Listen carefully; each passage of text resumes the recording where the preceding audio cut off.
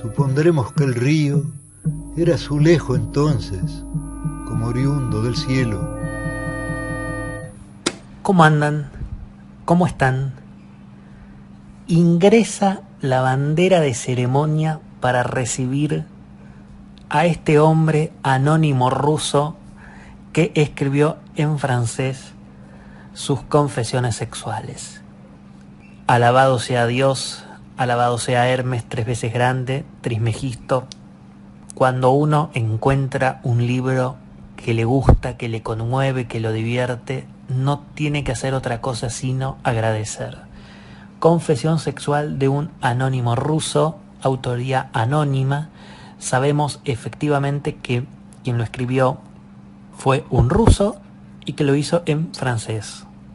Eso es todo lo que sabemos. Virginia Woolf decía que a lo largo de la historia, anónimo fue una mujer. Frase extraordinariamente inteligente. Quizá no sea, subrayo la palabra quizá, no lo sé, quizá no sea este el caso y quizá efectivamente este anónimo sea un hombre ruso que escribió en francés sus confesiones sexuales.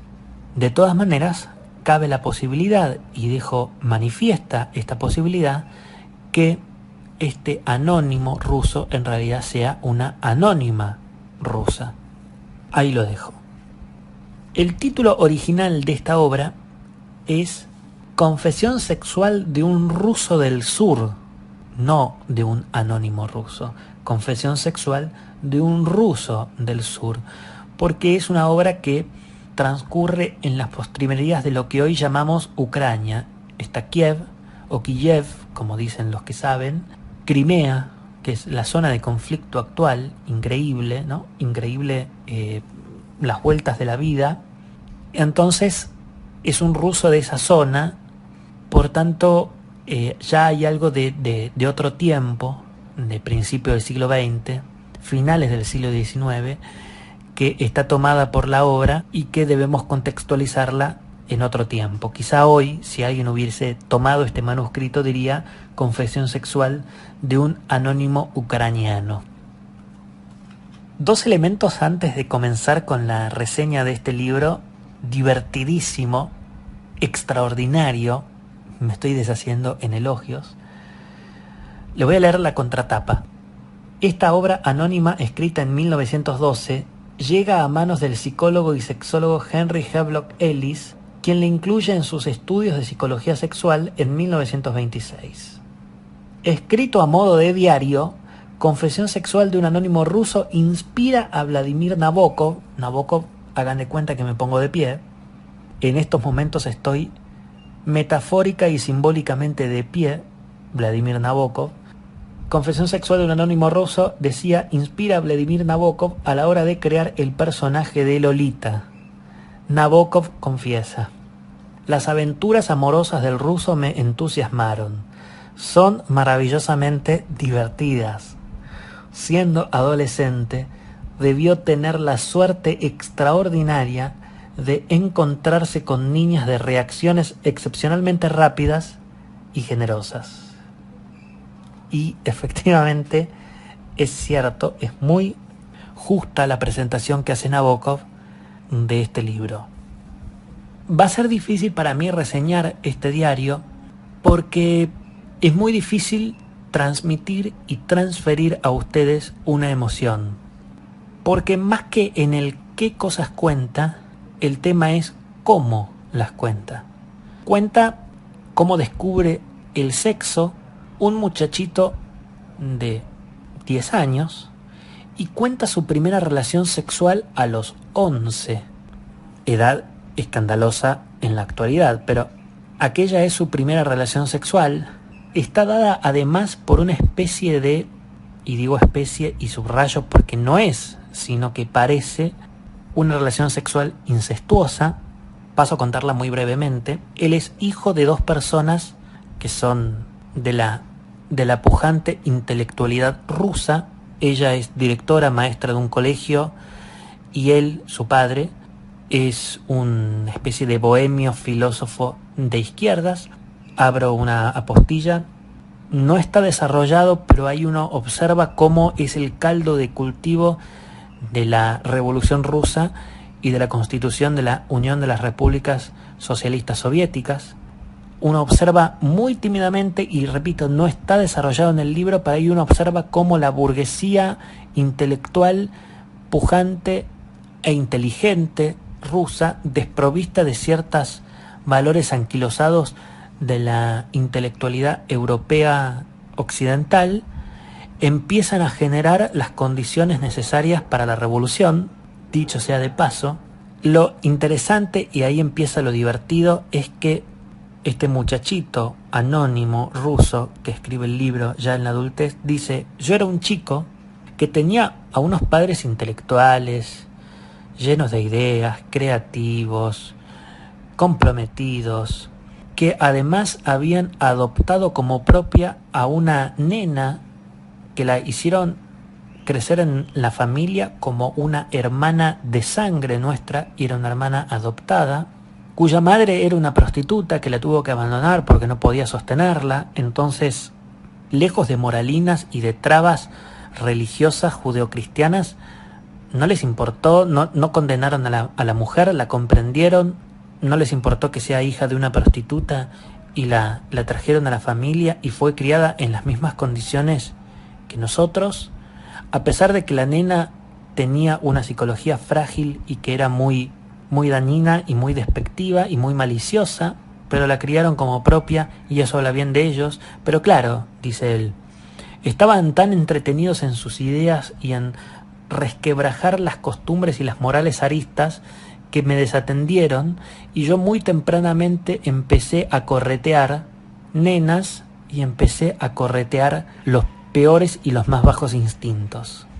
Entonces ahí hay como una especie de primera observación tragicómica, porque debe a la Revolución Rusa y al campo de las ideas la desatención de sus buenos padres, haciendo a él una especie de libertino prematuro gracias, repito, a esas desatenciones. Hay una desacralización de la intelectualidad, de los intelectuales, de las ideas y de la revolución, que es muy divertida. En general, muchas veces tendemos a pensar que la literatura erótica, otra vez la literatura erótica en el canal, solo refiere a la sexualidad, a la genitalidad, al sexo, al género, y, como siempre, alude mucho más allá de esas categorías. La primera relación sexual la tiene entonces a los 11 años con esta hermanastra, hija de una prostituta, que ya era madura sexualmente y que le enseña a ese nenito, que apenas sabe lo que está haciendo y apenas consigue ser sexualmente funcional, tiene algunas consideraciones de su propio cuerpo infantil y de sus genitales que son muy cínicas, muy irónicas y muy graciosas. Se agrede a sí mismo y describe la primera relación sexual como una especie de gran dolor que no terminaba de comprender qué significaba o por qué se hacía, cuál era el encanto. Por supuesto, es una edad prematura para llevar adelante una relación sexual, pero él realmente y de corazón no comprende. De hecho, siendo un niño, también se mezcla con una hija de un griego que era personal de maestranza de una especie de casa en las afueras de Crimea.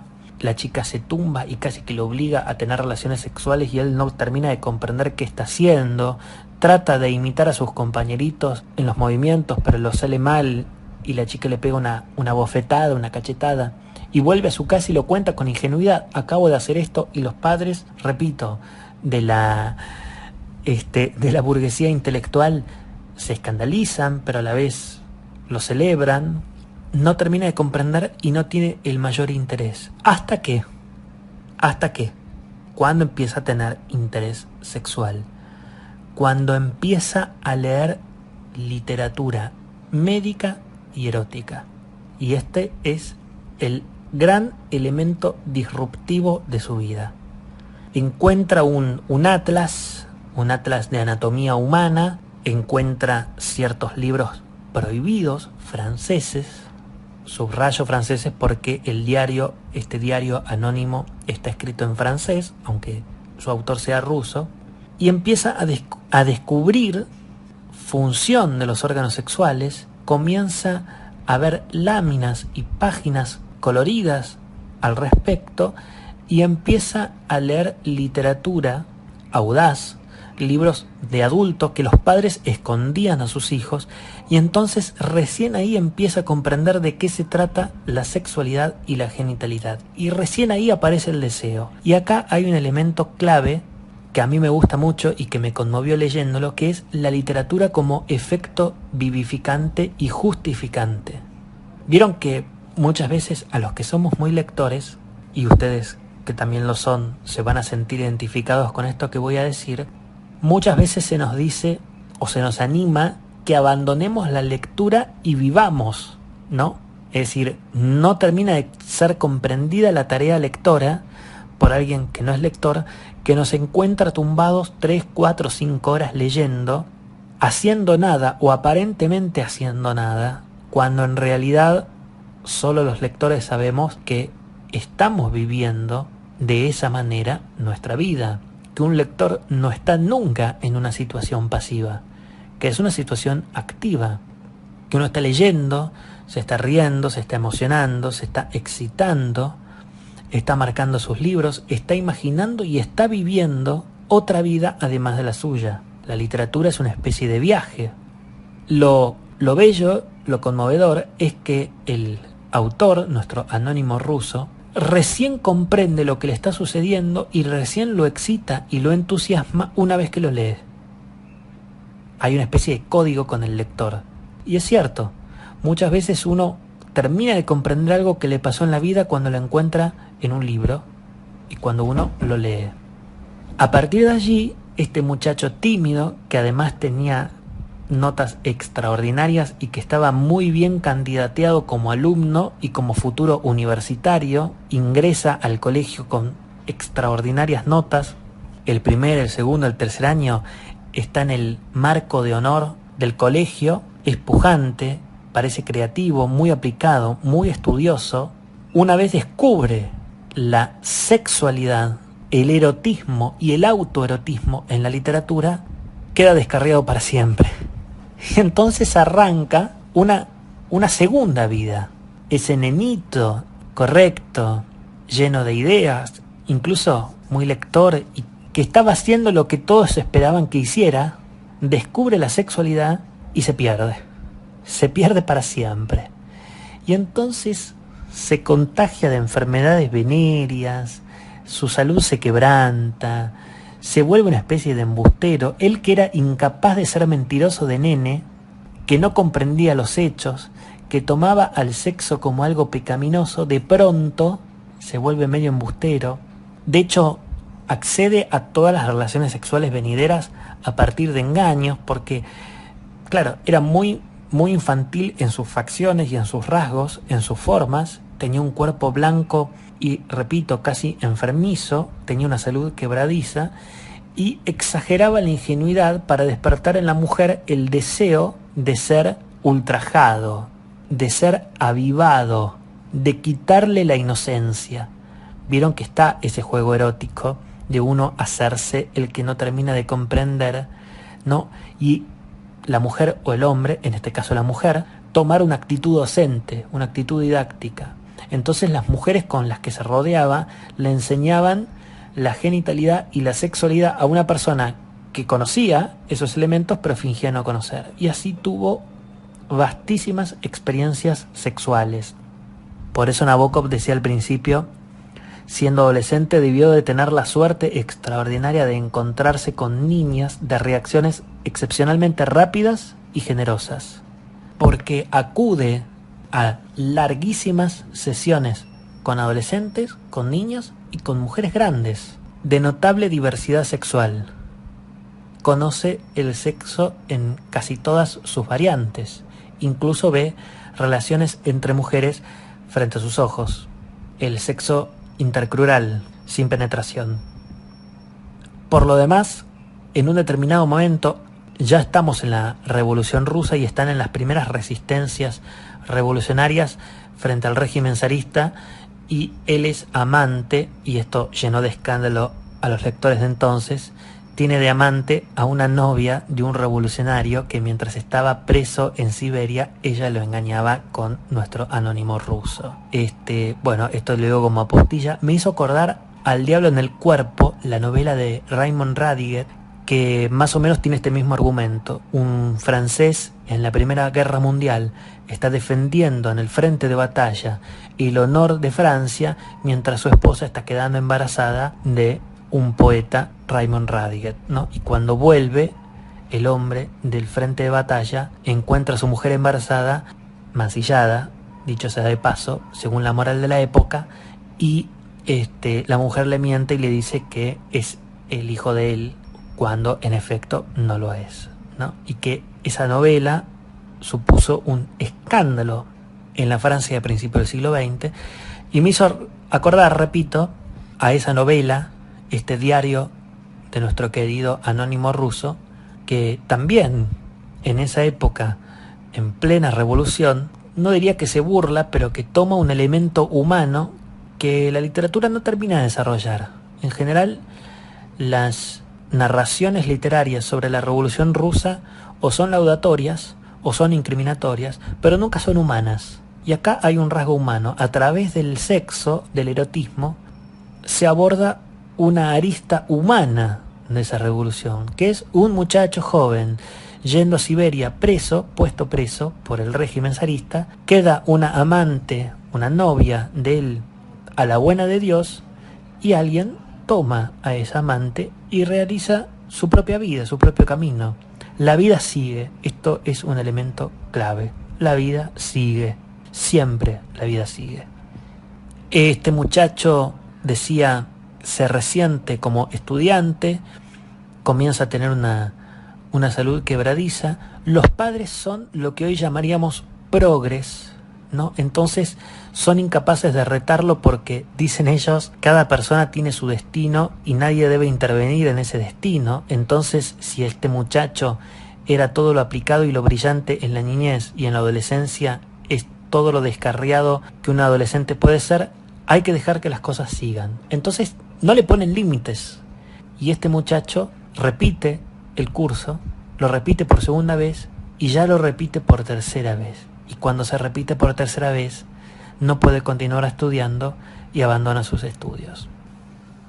Cuando abandona sus estudios, tiene que irse a Italia. Mejor dicho, el padre le dice que vaya a Italia, que vaya a la Europa occidental, que conozca otras formas, otras maneras, y quizá en este nuevo sitio pueda emprender una nueva vida, que ya Rusia está viciada para él y no tiene nada que ofrecerle.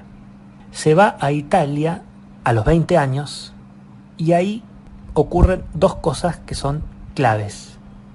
Uno, se vuelve ingeniero civil, termina estudiando esa carrera que no le termina de interesar, pero algo hay que hacer, termina recibiéndose, trabaja para una empresa, recae en Nápoles, pero recorre todo el país, conoce la camorra, conoce la prostitución, que no la conocía en Rusia, conoce la prostitución, conoce las prostitutas, conoce la prostitución infantil, dice sobre el ballet de San Carlo, el Teatro San Carlo, que era una gran vidriera de la prostitución infantil, terrible acusación, que el teatro era cómplice de esta tarea clandestina, y que los más encumbrados nombres ilustres napolitanos y del resto de Italia acudían a ese teatro a sabiendas que el ballet infantil era una vidriera de la prostitución infantil, que en la calle hay personas camorreras, algunas forman parte de la camorra, la mafia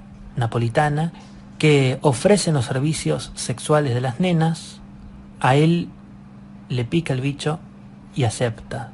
Y entonces él, que arribó a Italia, que trató de conducirse, de hacerse un hombre de bien y de provecho, que fue casto desde los 20 a los 32 años, es decir, que no tuvo relaciones sexuales desde los 20 a los 32 años, 12 años de castidad, de obediencia, de pureza, quizá tanto tiempo lejano al pecado ruso de la sexualidad, cuando vuelve de manera enfermiza,